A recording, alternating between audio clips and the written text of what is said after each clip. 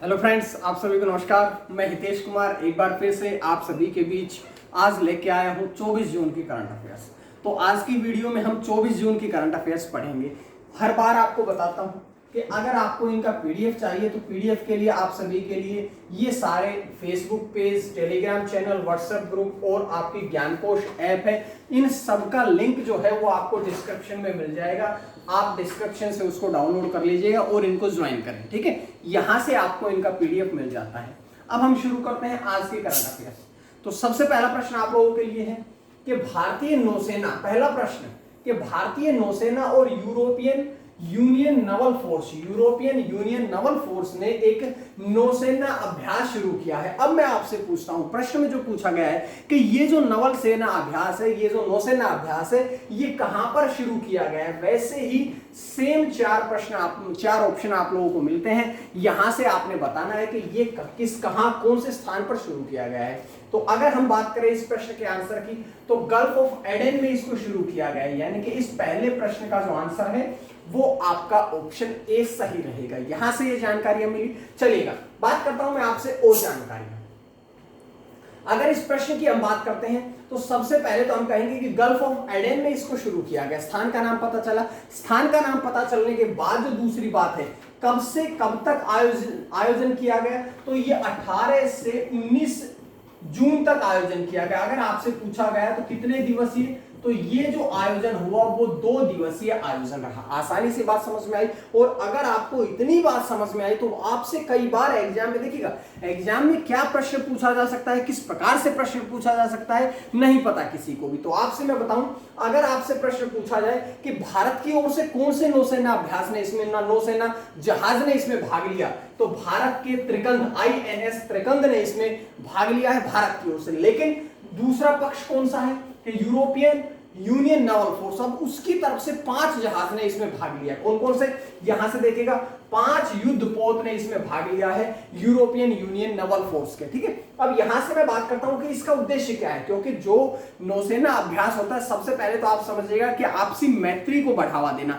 आपसी मैत्री को बढ़ावा देना उसका पहला उद्देश्य होता है। दूसरी बात करता हूं आपसे कि समुद्री क्षेत्र में शांति बनाए रखना, समुद्री क्षेत्र की सुरक्षा प्रदान करना, समुद्री क्षेत्र में स्थिरता को बनाए रखना, साथ साथ में स्थिरता को बढ़ावा देने के बाद में जो युद्ध कौशल है, जो आपके नौसेना या समुद्र में युद्ध होते हैं, उन सभी में कौशल प्राप्त करने के लिए, निपुणता प्राप्त करने के लिए ही इसको आयोजन किया गया है, ठीक है। तो आसानी से ये बातें समझ में आई।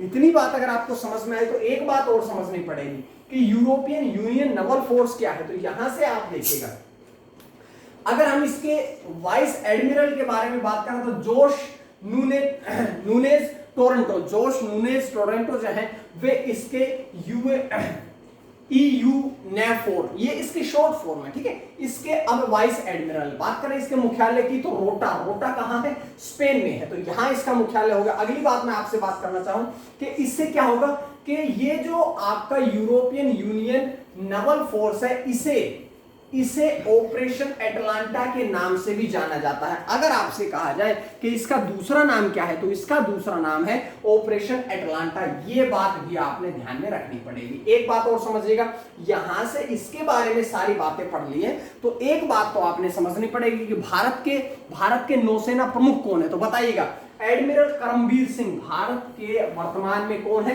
नौसेना अध्यक्ष हैं। समझ में आई बात। उसके बाद एक बात और समझ लीजिएगा, भारतीय नौसेना का मुख्यालय कहां पे है, तो भारतीय नौसेना का जो मुख्यालय है वो आपका नई दिल्ली में है। देश की राजधानी नई दिल्ली में भारतीय नौसेना का मुख्यालय है। तो ये बात समझ में आई। चलिएगा, बात करता हूं प्रश्न नंबर 2 की। देखिएगा, आज की जो वीडियो है इसमें मैं प्रश्न के जो विकल्प के उत्तर लेके आता हूं, विकल्प से जो जानकारियां लेके आता हूं 4, वो हम आज की वीडियो में नहीं पढ़ने वाले हैं। रीजन ये है कि अब हम 1-2 दिन बाद में आप लोगों से लाइव आकर के पढ़ाने वाला हूं, तो उसी संदर्भ में थोड़ा सा बिजी शेड्यूल होने के कारण अब आप लोगों को आज के लिए ऐसी पढ़ाई जाएगी। कल से सेम वैसा ही रूटीन रहेगा। देखिएगा, प्रश्न नंबर 2 आपकी स्क्रीन पे है कि ब्रिक्स नेटवर्क विश्वविद्यालयों के सम्मेलन की मेजबानी किसके द्वारा करी गई। तो देख लीजिएगा कि इसकी मेजबानी किसके द्वारा करी गई, तो इसकी मेजबानी जो है यानी कि ब्रिक्स नेटवर्क विश्वविद्यालयों के सम्मेलन की जो मेजबानी करी है वो करी है आईआईटी बॉम्बे के द्वारा, यानी कि इस प्रश्न का जो आंसर है वो आपका आंसर डी रहेगा। समझ में आई बात? इतनी सी बात समझ में आई तो चलिएगा अब प्रश्न की तरफ बात करते हैं। पहले बात करते हैं कि ये कहां पर इसकी मेजबानी करी गई, आईआईटी बॉम्बे में करी गई। दूसरी बात कि इसकी थीम क्या है, इसकी थीम क्या है, किस विषय पर ये आधारित रहा, तो यहां से समझिएगा कि ये जो है इलेक्ट्रिक मोबिलिटी जो है इस विषय पर या इस थीम के साथ इसे शुरू किया गया। आगे आपसे एक बात और बताता हूं कि इस सम्मेलन का कौन सा संस्करण था, संस्करण के से संबंधित भी प्रश्न आते हैं। तो अब जो 2021 में इसका संस्करण हुआ है, जो जून 2021 में इसका संस्करण हुआ है, वो कौन सा संस्करण था, वो इसका 13वां संस्करण था। और अगर आपसे पूछा जाए कि कितने दिवसीय था तो ये 3 दिवसीय आपका सम्मेलन था। ये बात समझ में आनी चाहिए। आसान बहुत ही शांति से आज आप लोगों की करंट अफेयर्स की क्लास चल रही है। चलिएगा अब ये ब्रिक्स का था, तो यहां से बहुत इंपॉर्टेंट प्रश्न आते हैं। ब्रिक्स की सबसे पहले तो देखिएगा ब्रिक्स में सदस्य देश कितने हैं, तो आप बताइएगा ब्रिक्स में कितने वर्ण है। भाई 5 है। सबसे पहला बी, दूसरा आर, तीसरा आई, चौथा सी और 5वां एस। समझ गए ब्रिक्स? तो यहीं से आप समझिएगा कि 5 सदस्य देश है। लेकिन जब इसकी 2009 में शुरुआत करी गई थी तो उस समय इसके 4 सदस्य देश थे। बड़ी इंपॉर्टेंट बात है। सबसे पहला सम्मेलन 2009 में स्थापित किया गया था। उसके बाद में मैं पहले यहां से जानकारी दूं कि बी से कौन सा देश बना, ब्राजील, आर से कौन सा बना, रूस, आई से क्या बना, इंडिया, सी से चाइना और एस से साउथ अफ्रीका। ये 5 देश है। आसान बात है। अब मैंने कहा कि जब शुरू में 2009 में इसकी स्थापना करी गई थी तो ये ब्रिक था। इसका नाम ब्रिक्स नहीं था बल्कि इसका नाम था ब्रिक। और BRIC मतलब कि जो एस है साउथ अफ्रीका है, ये कब शामिल हुआ है, ये 2010 में शामिल हुआ है। इतनी सी बात समझ गए, 2010 में शामिल हुआ। आसान बात है बिल्कुल ही।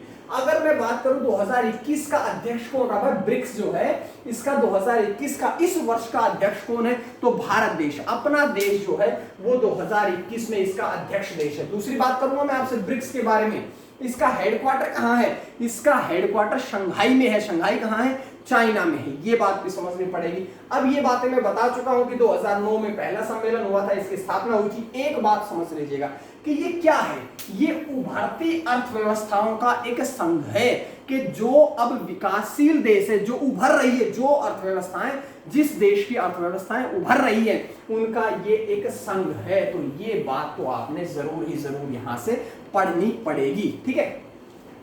2010 में दक्षिण अफ्रीका शामिल हुआ था, जिससे पहले इसका नाम ब्रिक था, BRIC। ठीक है। आसान बात है, मैं आपको बता चुका हूं। उसके बाद बढ़ते हैं आगे प्रश्न की तरफ। तो अगला प्रश्न क्या है, अगला प्रश्न नंबर 3 आपके स्क्रीन पे है कि वाइवा टेक्नोलॉजी 2021 का 5वां संस्करण।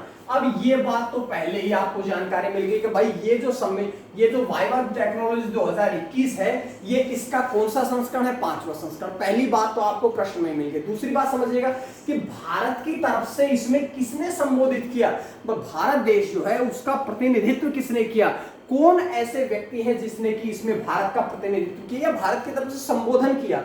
तो देख लीजिएगा यहां से नरेंद्र मोदी, भारत देश के प्रधानमंत्री जो हैं नरेंद्र मोदी ने इसमें संबोधन किया। समझ में आई बातें? भाई अमित शाह गृह मंत्री, राजनाथ सिंह जो है वो रक्षा मंत्री, निर्मला सीतारमण कॉर्पोरेट और वो वित्त मंत्रालय संभालती है। तो ये सारी बातें यहां से समझ में आई। लेकिन जो बात समझनी है, बात ये समझनी है कि इस सम्मेलन में 5वें संस्करण में भारत की तरफ से प्रधानमंत्री नरेंद्र मोदी ने इसको संबोधित किया। कैसे संबोधित किया? भाई वहां जाकर के संबोधित नहीं किया बल्कि वर्चुअल रूप से, आभासी रूप से संबोधित किया। आसान बात है। उसके बाद समझिएगा कि इसका आयोजन जो है वो 16 जून से 19 जून 2021 तक हुआ। कहां पर हुआ? तो पेरिस में हुआ। पेरिस कहां है? फ्रांस में है। आसान बात है। आइएगा कि यूरोप में सबसे बड़े डिजिटल और स्टार्टअप कार्यक्रमों में से एक, मतलब जितने यूरोपीय हैं उन सभी देशों का सबसे बड़ा ये नवाचार और डिजिटल और स्टार्टअप कार्यक्रमों को में से एक आता है। ठीक है। अब मैं बात करता हूं आपसे कि इसका आयोजन सबसे पहले कब हुआ? 2016 में हुआ। और 2016 के बाद इसका हर वर्ष आयोजन हो रहा है। तभी तो हमने कहा कि कौन सा संस्करण है, 5वां संस्करण है। समझ में आ गई होगी बात? चलेगा। अब के भारत की तरफ से तो प्रधानमंत्री नरेंद्र मोदी ने हिस्सा लिया, लेकिन और भी तो व्यक्ति थे जिन्होंने संबोधन किया। कौन कौन थे? सबसे पहले फ्रांस के राष्ट्रपति इमैनुअल मैक्रोन, ठीक है। दूसरे स्पेन के प्रधानमंत्री पेड्रो साnchez। आगे बात करता हूं एप्पल के सीईओ टिम कुक। उसके बाद में फेसबुक के अध्यक्ष और सीईओ कौन है? Mark Zuckerberg. तो इन सभी ने भी इसमें अपना अपना संबोधन पेश किया है, प्रस्तुत किया है। समझ में आई होगी बात? समझ में आई बात? तो चलेगा, बात करते हैं आगे प्रश्न नंबर 4 की तरफ। प्रश्न नंबर 4 क्या कह रहा है देखिएगा कि open society prize 2021, open society prize जो 2021 है, इससे किससे सम्मानित किया गया? अब ये जो प्राइज है, ये जो आपका पुरस्कार है, इससे किसे सम्मानित किया गया? तो 4 ऑप्शन आप लोगों के पास है और 4 ऑप्शन में आप देखिएगा यहां से आपका के शैलजा जो है वो इसका राइट आंसर होंगी। समझ में आई बात? भाई यहां से तो इतनी सी बात समझ में आई, लेकिन इतनी बात से करंट अफेयर आपकी तैयार नहीं होगी। करंट अफेयर पढ़ने के लिए आपको पढ़ना पड़ेगा कि के शैलजा भी कौन है। वे जो है वे पहली बात तो एक शिक्षक है, पहली बात तो कौन है? एक शिक्षक है। दूसरी बात क्या कि वे केरल की पूर्व स्वास्थ्य मंत्री भी रह चुकी हैं।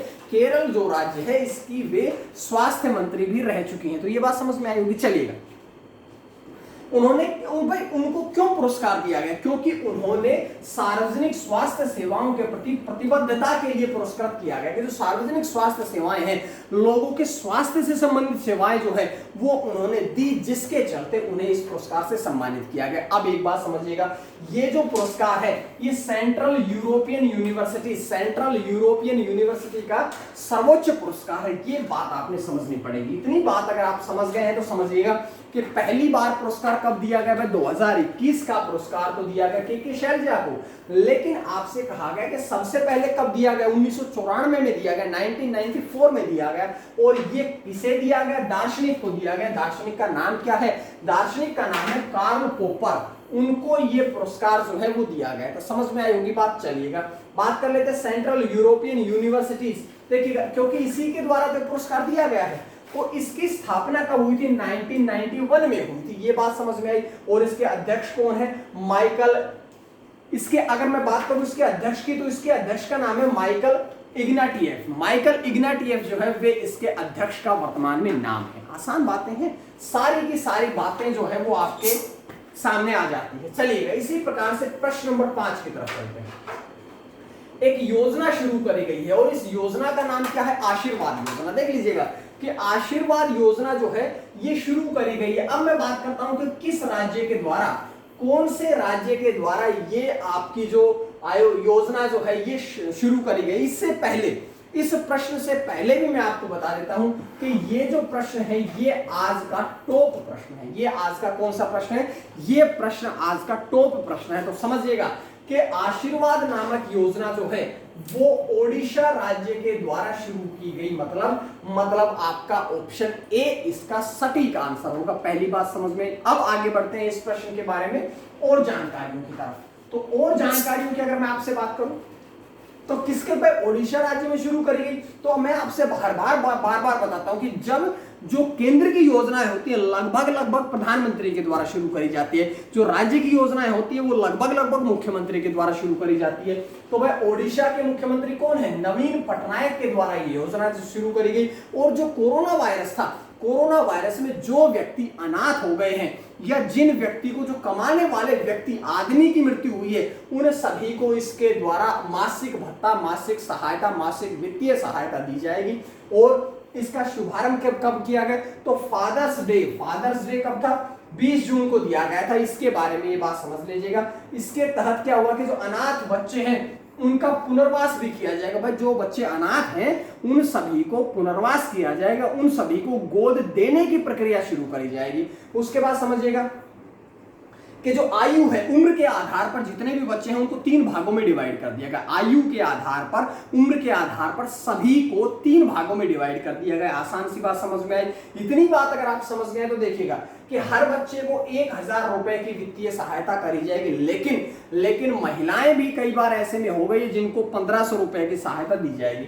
उसके बाद अगर बच्चे को, देखिए ये योजना किन पर लागू नहीं होती है, तो जो बच्चे गोद ले लिए, मान लीजिएगा कि कोई अनाथ हो गया है लेकिन वो बच्चा किसी ने गोद ले लिया, तो जब वो बच्चा गोद ले लिया जाता है तो उसके पश्चात उसकी जो राशि है, उसकी जो वित्तीय सहायता है वो रोक दी जाती है। मतलब कि गोद देने के पश्चात उस व्यक्ति की, उस बच्चे की कोई सहायता नहीं होती, बल्कि वो किसी और के संरक्षण में चला जाता है। ऐसा ओडिशा सरकार ने कहकर के ये जो योजना थी ये शुरू करी है। आइएगा, अब ओडिशा में एक बात मैंने कहा था, ये टॉप प्रश्न है, वो टॉप प्रश्न है, तो मैं आपको कई अच्छी बातें बताने वाला हूं इस प्रश्न से। क्या है?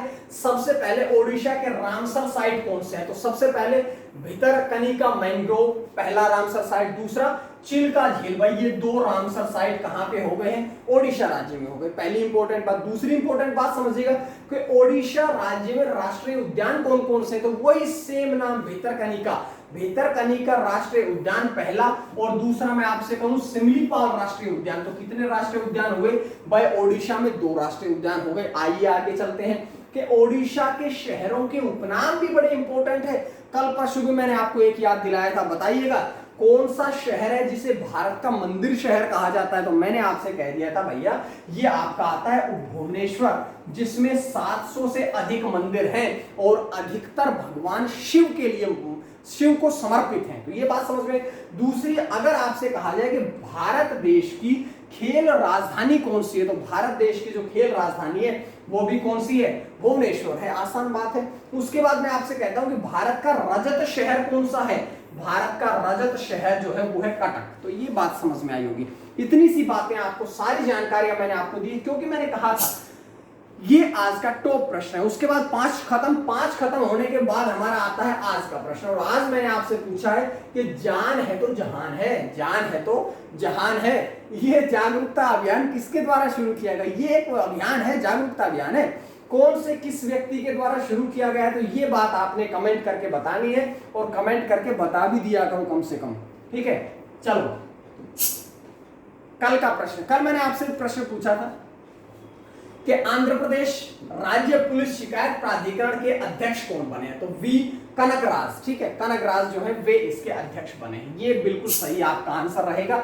जिसके बाद छठे प्रश्न की तरफ चलते हैं कि भैया इलाहाबाद उच्च न्यायालय, इलाहाबाद जो हाई कोर्ट है, इलाहाबाद जो हाई कोर्ट है, इसके कार्यवाहक मुख्य न्यायाधीश कौन बने हैं? इसके कार्यवाहक मुख्य न्यायाधीश कौन बने हैं? तो देखिएगा कौन बने हैं इसके कार्यवाहक मुख्य न्यायाधीश। यहां से समझिएगा मुनीश्वर नाथ भंडारी, मुनीश्वर नाथ भंडारी जो है वे इनका यहां से सही आंसर होगा, वो इनका आपका सटीक आंसर होगा। समझ में आई? चलिएगा बात करते हैं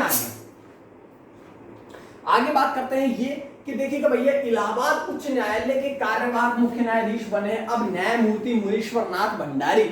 अब मैं बात करता हूं कि उनकी बात करी जाए तो वे 5 जुलाई 2007 को राजस्थान उच्च न्यायालय, यानी कि मैं कहूं कि राजस्थान हाई कोर्ट के न्यायाधीश बने थे। समझ में आई होगी बात? आगे चलिएगा कि अगर, क्योंकि वो इलाहाबाद उच्च न्यायालय हाई कोर्ट में के बने हैं, तो भाई उच्च न्यायालय की इसकी स्थापना कब हुई थी? ये सबसे पुराने, जो हिंदुस्तान में जितने भी हाई कोर्ट हैं, जो सबसे पुराने हैं उनमें से एक है ये। और बात करूं इसकी स्थापना कब हुई थी, तो 17 मार्च 1886 में हुई थी।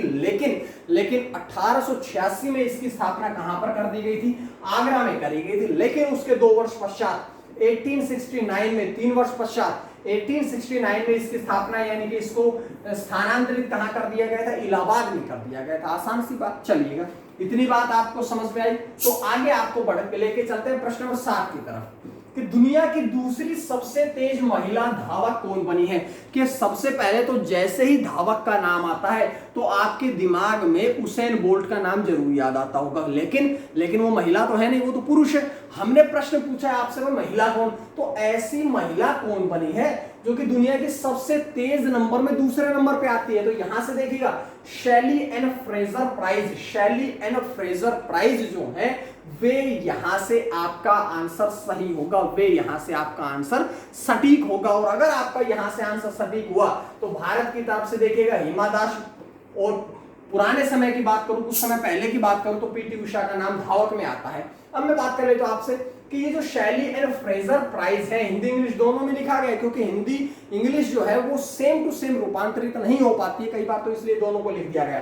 भाई दोनों के दोनों, देखो उसेन बोल्ट का नाम याद आएगा तो वो भी जमैका के है, और जमैका की ये महिला है जो कि अब दूसरे नंबर पर आई है। अब किंगस्टन में जो रेस थी, इसमें उन्होंने 100 मीटर की रेस जो है वो 10.63 सेकंड में पार कर ली है, और जिससे उनका स्थान दूसरे नंबर पर आ गया। कौन से नंबर पर आ गया है? दूसरे, विश्व में दूसरी सबसे तेज धावक हो गई है।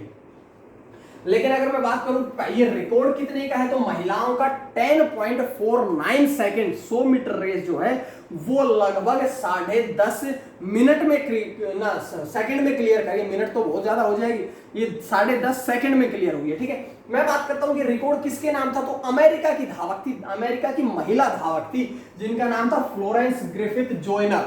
फ्लोरेंस ग्रिफिथ जॉयनर, ऐसा ये उनका नाम था, जो कि पहले नंबर पर आए थे। बात करता हूं पुरुष वर्ग, और कब बनाया था उन्होंने रिकॉर्ड? 1988 में बनाया था। मैं बात करता हूं जब भी पुरुषों की बात आती है तो 100 मीटर रेस का नाम याद आते ही किसका नाम याद आता है आपको? उसेन बोल्ट का नाम याद आता है। किसका नाम याद आता है? उसेन बोल्ट का नाम याद आता है। और उसेन बोल्ट ने जो है वो 9.5 सेकंड यानी कि 9.58 सेकंड्स में उन्होंने 100 मीटर रेस क्लियर कर दी। ठीक है, वे कहां के हैं? वे जमैका के हैं। कहां के हैं? वे जमैका के हैं। और अंतरराष्ट्रीय धावक है जिन्होंने कितनी बार ओलंपिक जीता है? तो 8 बार ओलंपिक जीता है। ये बात आपने यहां से समझनी पड़ेगी, ये बात आपने यहां से समझनी पड़ेगी। जिसके बाद मैं बढ़ता हूं आपके प्रश्न नंबर 8 की तरफ। तो प्रश्न नंबर 8 क्या कह रहा है? प्रश्न नंबर 8 ये कहता है कि भारत की किस महिला को WWF इंडिया की फॉरेस्ट फ्रंटलाइन हीरोज के रूप में शामिल किया गया है। तो अब ऐसी कौन महिला है?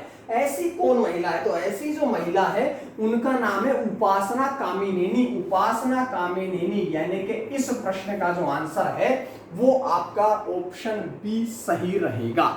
समझ आई बात? चलिएगा, इतनी बात अगर आप समझ गए हैं तो आगे बढ़ते हैं।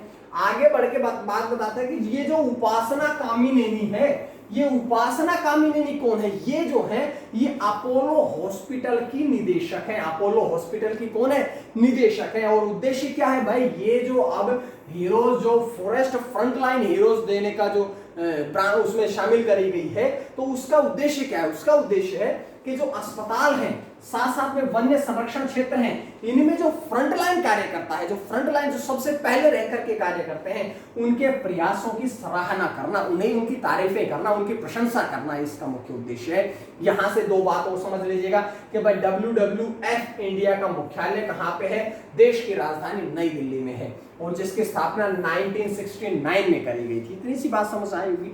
चलिएगा, इतनी बात अगर आपको समझ में आई, प्रश्न नंबर 9 की तरफ कि वुमेन्स टेनिस एसोसिएशन WTA का खिताब जीतने वाली पहली अरब देशों की, अरब देश की महिला कौन बनी है? तो देख लीजिएगा कौन बनी है अब पहली अरब की महिला। तो यहां से देख लीजिएगा, सीधी सी बात है, यहां से आपने अगर आप आंसर लगाओगे तो पहला है ओंस जबेउर। ठीक है, चलिएगा, बात करता हूं मैं आपसे इसके प्रश्न के बारे में। तो यहां से देखिएगा भाई, ओंस जबेउर जो है वे कौन से देश की है? वे ट्यूनीशिया की है। कहां की है? वे ट्यूनीशिया की है। और अगर इतनी सी बात समझ में आई तो उन्होंने बर्मिंघम में ग्रास कोर्ट इवेंट के फाइनल में रूस की महिला खिलाड़ी जिनका नाम था दारिया कसातकिना, ठीक है, इनको हरा करके वो जीती है। ठीक है, तो ये बात समझ में आई होगी अब आपको। उन्होंने वे, अगर उनकी बात करी जाए, ओंस जबेउर की बात करी जाए तो 2021 में अब तक उन्होंने कितने मैच जीते हैं? 28 मैच जीते। और 28 से बात याद आई कि 28 मैच ही एशले बार्टी जो कि विश्व की नंबर 1 खिलाड़ी है, एशले बार्टी, उन्होंने भी कितने मैच जीते हैं? 28 मैच जीते हैं। समझ आई होगी बात? समझ में आई? चलिएगा, आज का आखिरी प्रश्न आपकी स्क्रीन पे आता है। आज का आखिरी प्रश्न क्या कह रहा है कि भाई जो ओलंपिक में हिस्सा लेने वाले पहले ट्रांसजेंडर या ट्रांस एथलीट कौन बने हैं? बड़ा इंपॉर्टेंट प्रश्न है। ट्रांस एथलीट कौन बने हैं? तो यहां से आपने बताना पड़ेगा कि भाई कौन बने हैं। अब तो यहां से आपका अगर ऑप्शन सही रहेगा तो लोरेल हर्बर्ड जो है वे अब पहले ट्रांस एथलीट बने हैं जिन्होंने ओलंपिक में हिस्सा लिया है। बात करता हूं आपसे इस प्रश्न के बारे में।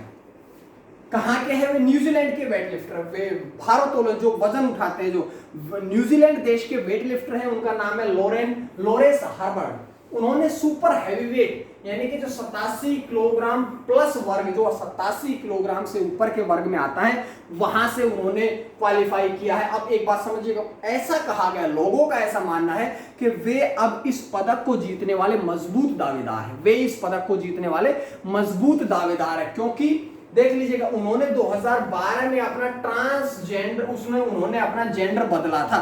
इससे पहले वे पुरुष हुआ करते थे, लेकिन अब उन्होंने अपना जेंडर बदल लिया है, अब वो ट्रांसजेंडर हो गए। ठीक है, अब 2003 से एक बात इंपॉर्टेंट है कि जो ट्रांस एथलीट है, इनको ओलंपिक में भाग लेने की अनुमति कब दी गई थी? 2003 में दी गई थी। इंपॉर्टेंट बात है। और अभी तक के जो लोरेस हार्बर्ड हैं, सबसे उम्र दराज खिलाड़ी है, 43 इयर्स के वेट लिफ्टर खिलाड़ी हैं जो कि इसमें भाग लेने आए हैं। समझ में आई उनकी बात? चलिएगा, इतनी बात अगर आप समझ गए हैं तो इसका मतलब ये हुआ कि आज की करंट अफेयर्स आज आप पूरी तरह से समझ गए। तो आज की लिए इतना ही, क्योंकि आपको समझ में आ गई ये सारी बातें। अब आप लोग चैनल को सब्सक्राइब कर लीजिएगा, बेल आइकन दबा लीजिएगा। बहुत से बच्चे तो बेल आइकन का नहीं पता होता, उनके पास बाद में मैसेज आते हैं कि सर हमारे पास इसका नोटिफिकेशन नहीं आया। भाई बेल आइकन दबाओगे तभी तो नोटिफिकेशन आएगा।